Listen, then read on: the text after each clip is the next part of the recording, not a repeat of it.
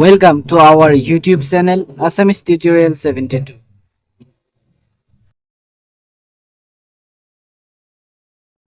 আগবাঢ়িছোঁ আমি পূৰণ অংকৰ মাজলৈ।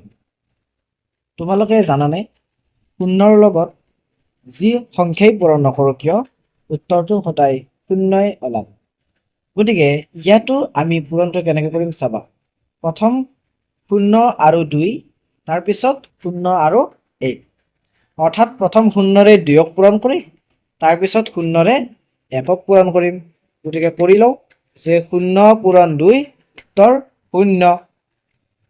তাৰপিছত 0 পূৰণ 1 উত্তৰ 0।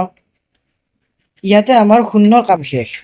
এতিয়া আমি 3ৰ কাম আৰম্ভ কৰিম, অৰ্থাৎ 3ৰ লগত প্ৰথম 2ক পূৰণ কৰিম, তাৰপিছত 3ৰ লগত 1ক পূৰণ কৰিম। গতিকে কেনেকুৱা হ'ব যে 3 পূৰণ 2 3 2 গুণ 6, তাৰপিছত লিখিম 3 1 গুণ 3।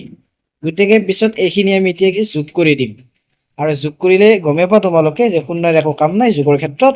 গতিকে 0 নামিব, তাৰপিছত 6 নামিব আৰু 3 নামিব।